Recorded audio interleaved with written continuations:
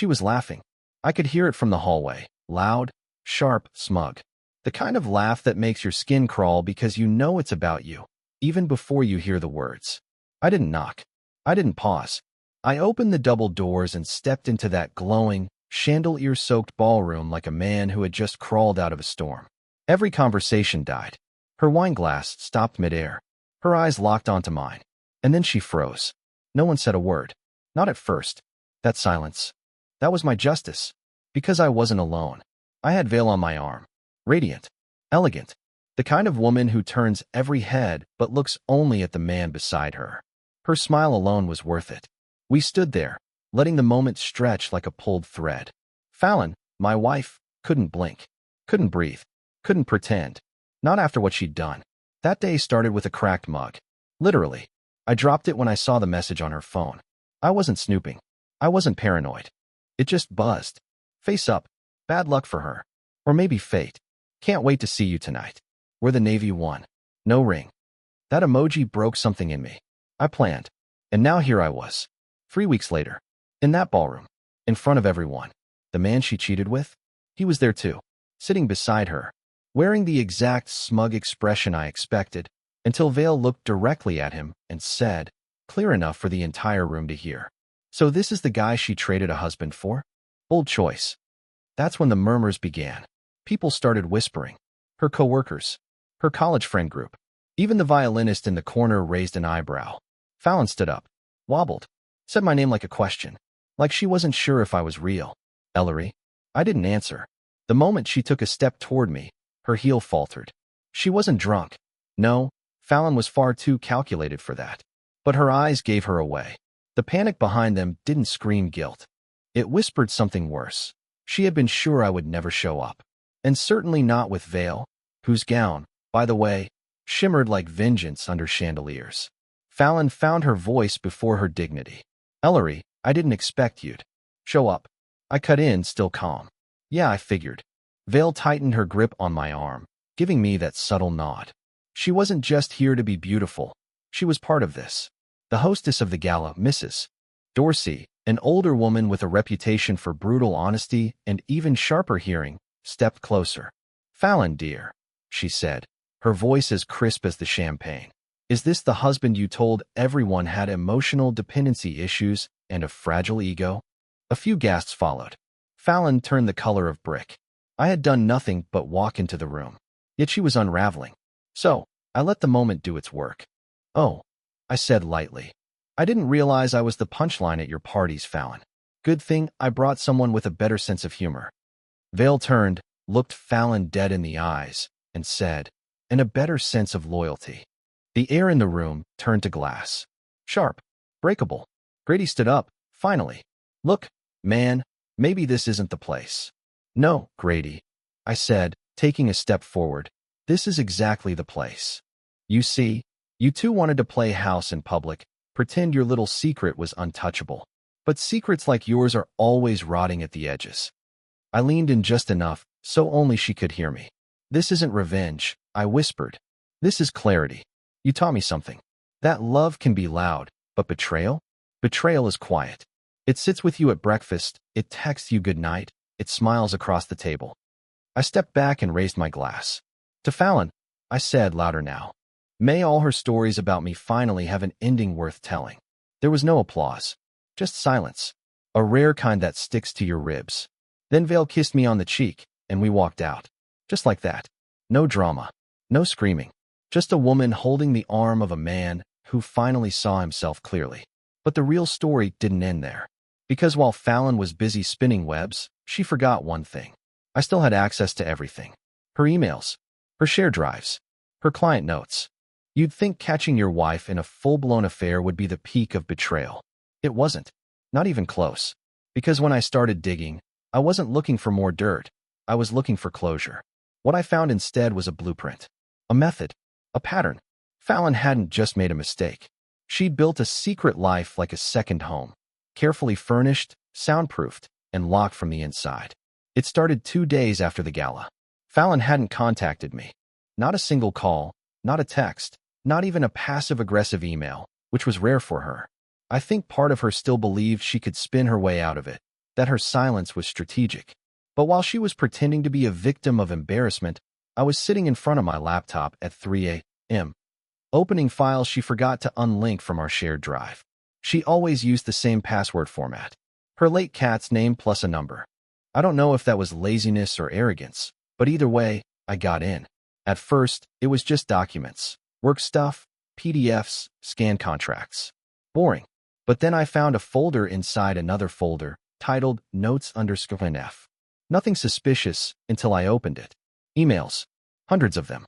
Not just to Grady. To others. Different names. Different timelines. Some before I ever suspected anything. I recognized one name. Eric from HR. The guy she claimed always gave her the creeps. Apparently not creepy enough to turn down in a hotel room in Chicago. Each email was calculated, confident, even playful. She used code words sometimes. Dinner meant a night away. Project Saturn meant him. Battery check meant something I still don't want to understand. But the real punch to the stomach? There was one email, marked draft only, never sent, written to me.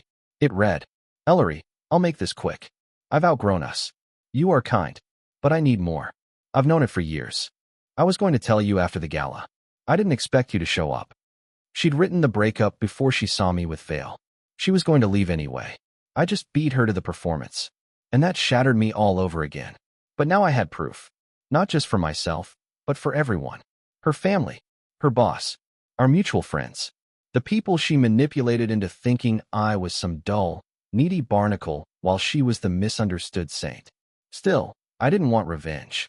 Not in the traditional sense. I wanted clarity. So I printed everything. Every message, every hotel receipt, every love note, every unsent email. And I put it in a manila envelope. I labeled it, The Woman Behind the Wine Glass. 3 days after I mailed out the documents, my phone buzzed at 5:42 a.m. with an unknown number. At first, I ignored it. I was half asleep on the couch, wrapped in a blanket that still smelled like her, and regretting everything I'd eaten the night before. But it kept buzzing, over and over, relentless. On the 5th call, I picked up. All I heard was breathing. Then, a click. Then silence. Weird, right? I chalked it up to prank calls, or maybe Fallon trying to intimidate me. I mean, I had just ruined her image in 3 social circles, so it wasn't impossible. But then that afternoon, I noticed the same black SUV parked down the block. Tinted windows. No plates. Same spot. All day. The next morning? Still there. I convinced myself it was coincidence, until I took out the trash and caught the glint of a camera lens aimed at my front door. I didn't know who to call. The police wouldn't take me seriously. What would I say? My wife cheated, and now I think someone's filming my recycling habits. So I did the only thing I could. I called Vale. Vale didn't hesitate. She drove over that night. No questions, just action. That's who she is. She checked the SUV from a distance, snapped a few photos, ran the image through a facial recognition app she had for her security consulting work, and within minutes, she had a name. Thomas Fairley. Former federal contractor. Suspended for ethics violations. Currently working with private clients. Translation: someone paid him to keep eyes on me. I froze. I kept repeating, but why? I'm not the one who did anything wrong. Vale just looked at me like I was a child. That's exactly why they're watching, she said. You broke the story before she could control the narrative. She's either scared, or she's hiding something bigger. That night, I tore through every drawer, every cabinet, looking for anything she might have left behind. And that's when I found it, taped beneath the bottom drawer in her desk. A second phone. Old model. No case. Locked with a passcode I shouldn't have known, but did. Her dead uncle's birth date. She used it for everything. Inside were messages to numbers not saved to her contacts. Conversations that weren't flirty. They were coded, clinical. References to moving the fund, clearing inventory, consolidating locations. And one message, dated just 2 weeks before the gala, that said, client's husband is starting to notice. He needs to be neutralized. Quietly. Client. Husband.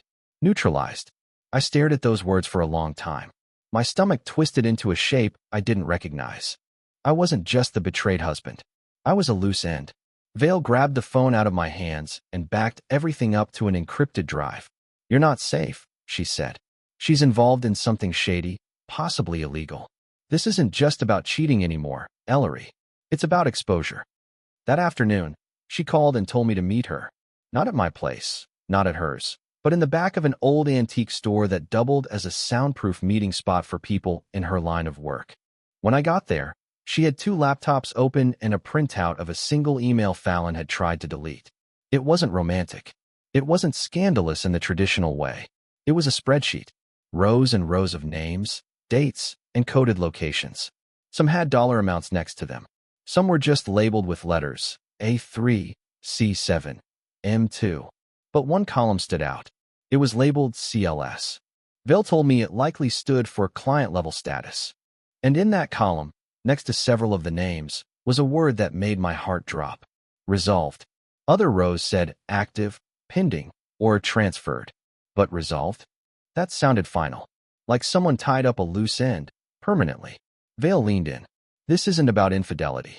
This is about movement, money, people, information. Fallon isn't some pawn. She's a player. And she made a mistake bringing you this close. I asked the question out loud I had been avoiding.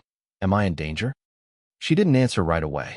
Instead, she pulled out a folded map she found hidden in the metadata of the spreadsheet, a digital overlay of some kind. It had pins marked across the northeast, all unlabeled. One of them was in my town, a small red dot, right above our house. I remember the cold rising in my chest. Not like fear. Worse, disbelief. That I had lived beside a person who didn't just betray me emotionally, but might have marked me as expendable. Vale finally spoke. This isn't just some secret operation. This looks like distribution. Movement through cities, storage facilities, possibly even people. The numbers suggest more than side hustles. This is layered. Dangerous. And then she asked the question that flipped my world upside down. Ellery, did Fallon ever talk about her work in logistics? I laughed. Not because it was funny, but because Fallon hated her job. She always described it as boring admin stuff. She made it sound like she was organizing paperclips and answering phones. But now I was looking at transaction codes and port abbreviations. Stuff I didn't even understand. I thought she worked with office supplies, I said, still half in a daze. No, Vale replied. She works with cargo. Vale looked at me, her voice low. Whatever she's involved in, it's structured, protected, and international. And then she said something that chilled me to the bone. If you hadn't shown up at that party with me, if you hadn't exposed her affair, she might have slipped away quietly. Left you confused. Ruined, maybe. But now? Now she can't afford to leave you alive. That night, I packed a go-bag. The motel smelled like bleach and secrets. It was the kind of place people used for hours, not nights. I paid in cash and used the name I hadn't thought about in 15 years, my old college alias from a prank we pulled during freshman orientation. Funny how the same identity I once used to sneak into a campus party was now helping me disappear from my own life. I kept the lights off, the curtains drawn, and I slept with the motel chair wedged beneath the doorknob. It didn't feel paranoid anymore. It felt necessary. Vil didn't know where I was. That was intentional. I trusted her, but trust wasn't protection anymore. I needed isolation. Distance. Time to think. I brought only the essentials, a duffel bag, 2 burner phones, and a flash drive containing every shred of evidence I'd found on Fallon. Everything else, my house, my clothes, my past, was now contaminated. At 3:22 a.m., I got a text on one of the burners. It was from an unknown number, no name, just a single address and a 5-word message. Locker 184. Train station. Urgent. No signature. But I knew who it was. Vale had said if anything happened and she couldn't reach me safely, she'd leave something off-grid. This was it. I took back roads to the station, parked 3 blocks away, wore a hood, kept my head down. The locker room was nearly empty. Just a janitor mopping the far end and a man asleep on a bench who smelled like old gin. I found locker 184 and entered the code from the burner. It clicked open. Inside was a sealed envelope, a disposable phone, and a Polaroid photo that didn't make sense at first. Fallon, at a marina, laughing, holding a tablet. Beside her stood a man I'd never seen, but his face was unforgettable. He had been in one of the videos Vale pulled from Fallon's phone. Not in the foreground. No, he was in the reflection. A face barely captured in a wine glass. In this photo, though, he was clear, calm, relaxed. And standing behind them was something even more telling. A shipment container marked with a company I'd never heard of, Sarnex Logistics. Back at home, on one of those work packages Fallon used to receive. Always delivered by private courier. Always signed for personally. Suddenly, I understood. This wasn't about affairs. This wasn't even about money. This was about movement, illegal, undocumented, deeply buried. Fallon wasn't just helping someone. She was part of it. Embedded. Shielded. And the man in the photo? He wasn't just a partner. He was the one watching me. I opened the envelope. Inside was a handwritten note. Ellery, if you get this, I'm likely compromised. Do not contact me. Do not go home. And for the love of God, do not speak to Fallon. She knows everything. She's not running. She's waiting. I took the disposable phone and dialed the only number in its contacts list. It rang once. Then a voice answered. He didn't say his name. Just started speaking, like we were picking up in the middle of a conversation I hadn't known I was part of. His voice was smooth, deliberate. The kind of voice that doesn't raise questions, it buries them. He said, Ellery, this doesn't have to get worse for you. You're not the target. Not unless you choose to be. I wanted to scream. Ask him who he was, what Fallon was involved in, why I was being followed, photographed, monitored. But I didn't. Something in his tone told me the more I reacted, the less I'd be told. So I stayed quiet, biting back every instinct screaming in my throat. You have a copy of the files, he continued. We know. That's not a problem. The problem is what you might do with them. Fallon isn't the one in danger here. You are. She made her choices. You're still undecided. I could feel my pulse in my ears. What do you want? I asked. Same thing you do, he replied. For this to go away. Quietly. Cleanly. Permanently. He gave me an address. Said there would be a flash drive waiting. Said it would contain answers. Said if I took it and didn't make copies, I'd never hear from them again. This is your off-ramp, Ellery, he said. Don't be the kind of man who digs so deep he forgets how to climb out. The line went dead. I stood in that station for a long time after that. It didn't feel like a warning. It felt like an offer. And it scared me that part of me wanted to accept it. Just disappear. Take the flash drive. Leave the rest behind. But then I thought about all the nights I cooked dinner while Fallon said she was stuck in meetings. I thought about the fake tears when she said she missed the connection we used to have. I thought about the way she kissed me while planning a future I was never actually part of. So I went to the address. It was an abandoned warehouse. Broken windows. Faded graffiti. Silent except for the hum of the nearby power lines. Just like he said, there was a flash drive taped under the third bench by the loading dock. I took it. Drove 3 towns over before I even plugged it in. I used a public library computer with a VPN routed through 3 countries. And what I saw confirmed everything. The drive had surveillance footage. Dozens of clips. Fallon in hotel rooms. Fallon moving packages into cars. Fallon speaking to men who didn't look like clients or co-workers. They looked like people who don't show up in public records. But the worst was a folder labeled Internal Risk. Inside was a photo of me. Not from the party. Not from a security camera. This one was taken in my own bedroom. Asleep. Timestamped 2 months ago. I backed away from the screen so fast I nearly fell off the chair. My home had been compromised before I ever knew anything. While I was still cooking her breakfast and writing her anniversary cards, they had already marked me. And next to my name, a note. Subject not yet aware.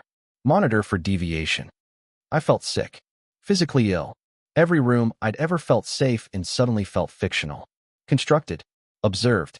I copied the entire drive to 3 separate USBs, encrypted them, and mailed them to separate locations under fake names.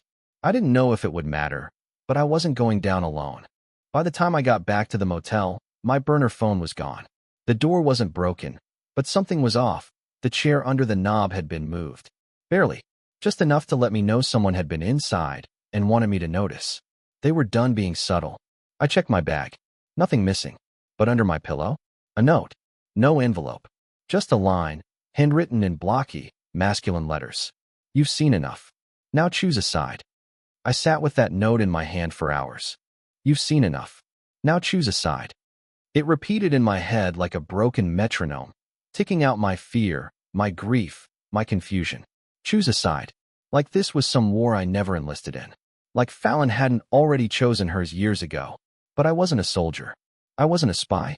I was just a man who believed his wife loved him and now I was the only one who could reveal what she really was. I didn't eat. I didn't sleep. But by dawn, I knew what I had to do. I uploaded the contents of the final flash drive to a secure drop site, encrypted, layered with anonymous sharing routes, the kind that journalists use when their sources are in danger. I sent it to 3 investigative outlets, 2 independent watchdog groups, and 1 international agency I didn't even know existed until Vale pointed me to it. I didn't include my name. I didn't want credit. I wanted truth. And then, I waited. At first, nothing happened. For 3 days, I was a ghost. Motel hopping, wearing the same clothes, looking over my shoulder every time someone walked too close. I expected a black car to roll up at any second. A knock at my door. A hand on my shoulder telling me I made the wrong choice. But none of that came. Instead, the 4th morning, I turned on the motel television and saw Fallon's face. It wasn't a mugshot. Not yet. But it was a photo from her company website, smiling, perfect, unbothered, next to a headline that made me sink to my knees in stunned relief. Alleged smuggling operation uncovered. Insiders at private logistics firm linked to international distribution scandal. They didn't use her name in the headline, but she was all over the article. Her role, her coded messages, her connections, everything. Exposed. The story exploded within hours. And within a week, Fallon was arrested trying to board a flight out of the country. She had a bag full of burner phones, cash, and a passport under a different name. She never saw it coming. I didn't attend the trial. I didn't give a statement. I didn't speak to reporters. I stayed quiet and let the world catch up to the version of Fallon I had uncovered. She was charged with conspiracy, obstruction, and something so complex it took 5 minutes just to say it out loud in court. I watched from a distance. I never smiled. But something in me finally let go of the air I'd been holding in for what felt like years. And then, one morning, Vale met me at a small diner 2 towns over. She slid into the booth like none of it had ever happened. She looked at me and said, "You did it, Ellery. You didn't just survive, you ended it." I didn't feel like a hero. I still don't. But I felt finished. Later that year, I moved to a different state. I got a quiet job with a small company. I walk to work. I read more. I go entire weeks without hearing Fallon's name. And when people ask about my past, I tell them I made a bad investment and learned a hard lesson. They never ask again. But every now and then, when I hear someone laugh too loudly behind me, or when a car follows me for more than a few blocks, I remember. I didn't choose a side because I wanted power. I chose it because silence would have meant surrender. Fallon built a house of lies. I just opened the windows and let the world see inside. Thank you for following this story to the end. If you've ever experienced a betrayal, a close call, or uncovered a truth that shocked you, share it in the comments below. We'd love to hear about a moment in your life that felt like it belonged in history. Don't forget to like, subscribe, and share this with someone who loves suspense. You've been watching Reddit Confessions. We'll see you in the next story.